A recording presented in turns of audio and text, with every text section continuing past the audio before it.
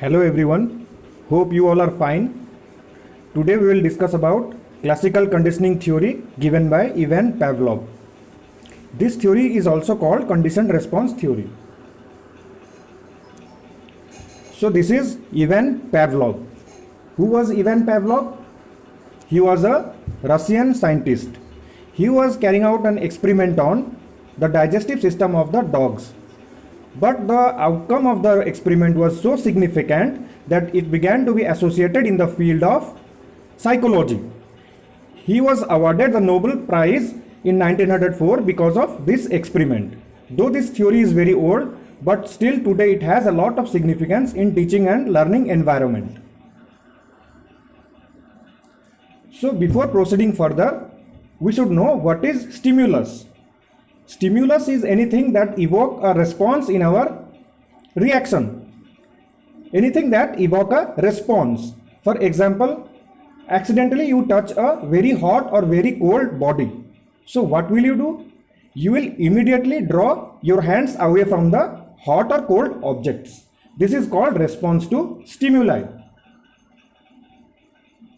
So this you can see the photograph which indicates a response to stimuli.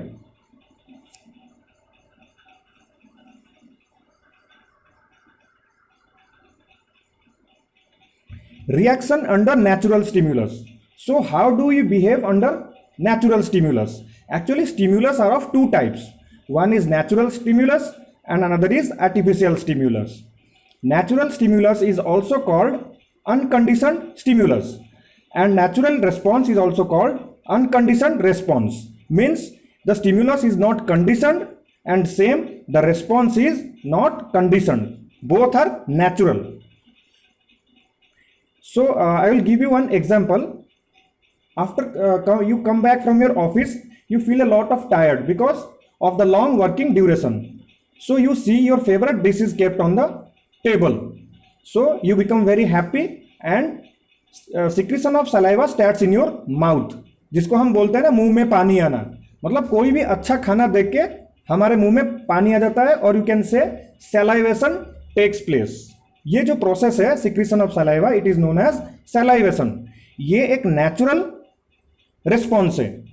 Food जो है that is a natural stimulus. किसी ने कहा नहीं है कि फूड को देख के आपके मुंह में पानी आना चाहिए और सलाइवेशन होना चाहिए. फूड को देखते ही आप अगर भूखे हैं तो अपने आप सलाइवेशन हो जाता है. तो food is a natural stimulus and the process of salivation is a natural response. Natural stimulus is also called unconditioned stimulus and natural response is called unconditioned response. UCS and UCR. Please pay attention. UCS, unconditioned stimulus, means natural stimulus. UCR, unconditioned response, means natural response. Reaction under artificial stimulus. So what is an artificial stimulus? I will give you one example of school. In a school, whenever the bell rings, the child comes to know that the period is over. And the first ringing of the first long bell indicates that it is the lunch time. And the second long bell indicates it is the pack-up time. So how a child comes to know that the first bell is a lunch time and the second long bell is pack-up time? Because a habit has been formed in a child. The child is habituated with the bell. So bell is an artificial stimulus and the child is conditioned to the artificial stimulus. जैसे ही bell बजता है बच्चे को पता चल जाता है या तो पीरियड खत्म हो गया है. अगर वो बेल लंबा है तो वो लंच ब्रेक है. अगर वो सेकंड लंबा बेल है तो वो पैकअप टाइम है. बच्चे का ये हैबिट में आ चुका है. बार बार बेल बजा के स्कूल में उनको कंडीशन कर दिया गया है. उनका जो बिहेवियर को कंडीशन बिहेवियर बोल सकते हैं. So now let us discuss Pavlov's experiment. Pavlov did experiment with a hungry dog. तो उन्होंने क्या किया? He made a specially designed mechanical table. उन्होंने एक टेबल बनाया and he tied the dog with the table. He made provisioning for providing food to the dog automatically with the help of mechanical devices, and he also made provision to collect the saliva of the dog. तो dog का जो throat में उन्होंने operation करके एक tube लगा दिया, so that whenever the salivation will take place it can be collected and it can be measured. ये पेवलोव का एक्सपेरिमेंट है। एंड ये जो एक्सपेरिमेंट हो रहा था that is in a completely controlled environment and there was no distractions nearby और near the dog. और जो ऑब्जर्वर था, a person was observing the dog, he hid himself and used to observe the dog through a set of mirrors. So let us see the setup. कुछ इस तरीके का setup था। This is dog, he is tied to the mechanical table. This is food. Here food is kept. This is for collection of saliva. ये वो जो tube है जो डॉग के गले में, थ्रोट में ऑपरेट करके लगा दिया गया है, सो that whenever the salivation will start it can be collected and it can be measured. तो कुछ इस तरीके का सेटअप था which Pavlov had made to carry out the experiment of classical conditioning. So what he did, every time the food was given to the dog, it was accompanied with the ringing of a bell. तो जैसा ही जब जब dog को खाना दिया जाता था एक बेल बजाया जाता था। ये जो प्रोसेस है it was repeated several times. Whenever food was given there was a ringing of bell. So food was given, ringing of bell was there. Food was given, there was ringing of bell. Food bell, it continued for several times. Okay. तो normally क्या होगा, जैसा ही dog को खाना मिलता है तो this is a natural process, उसका मुंह से सलाइवा आएगा। ठीक है, जैसे ही उसको खाना दिया जाता था उसके मुंह से सलाइवा आता था और उसको मेजर किया जाता था। और सेम बार बार जो बेल बजाया जाता था उसको खाना दिया जाता था और फिर बेल बजाया जाता था और जो सलाइवा का सिक्रेशन होता था every time it was measured. तो ये जो डॉग का जो रिस्पॉन्स था कि खाने को देख के सलाइवेशन होना, that is unconditioned response. And ये जो फूड उसको दिया जा रहा था that is called unconditioned stimulus, UCS, और you can say it is a natural stimulus.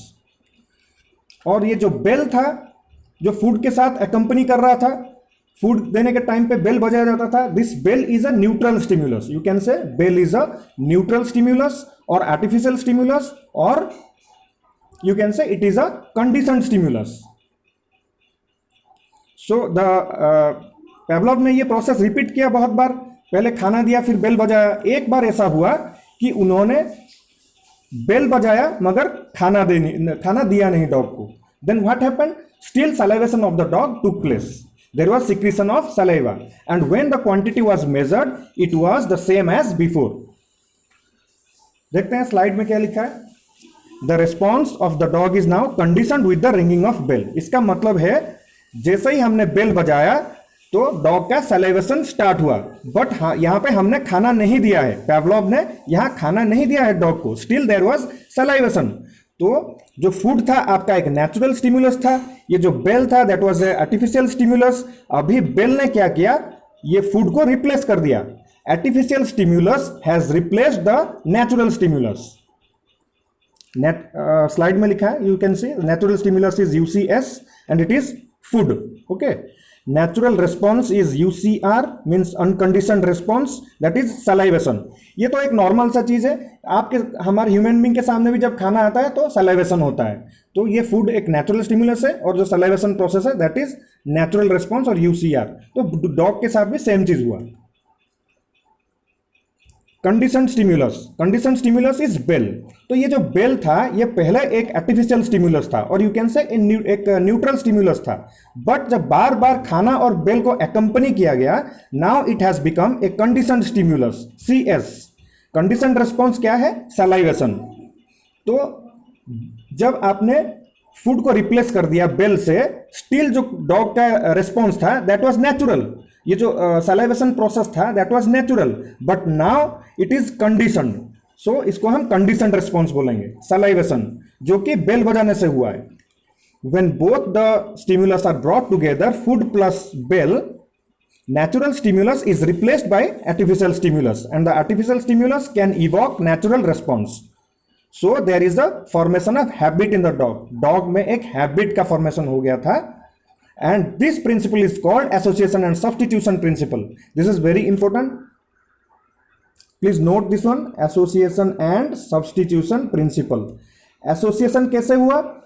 हमने food और बेल को एसोसिएट किया। पहले हम दोनों स्टिम्युलस को एसोसिएट किया। फूड था नेचुरल स्टिम्युलस, बेल था आर्टिफिशियल स्टिम्युलस। बाद में क्या हुआ? सब्स्टिट्यूट हो गया। हमने फूड को सब्स्टिट्यूट कर दिया by bell, but still the response was natural. that is salivation.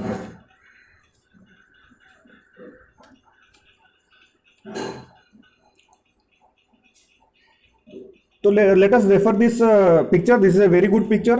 It will make your theory very clear. इसमें हमने जो पूरे एक्सपेरिमेंट को 4 लेवल में डिवाइड कर दिया। तो पहले लेवल में क्या है? Bell, you can see in the first level, whenever you ring the bell, the dog has no response.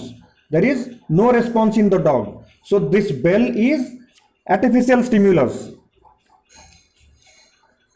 So now we have given food. In the level 2 we have given food and the dog salivation has taken place in the dog. ये unconditioned stimulus है food, और dog का जो response है salivation का, that is unconditioned response. अभी हमने क्या किया?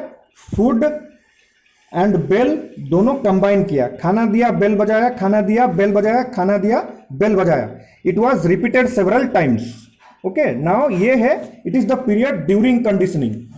अभी आफ्टर कंडीशनिंग में क्या हुआ? हमने सिर्फ बेल बजाया और डॉग का सलाइवेशन हुआ। So now the response of the dog is conditioned. You can से the dog is conditioned to the bell.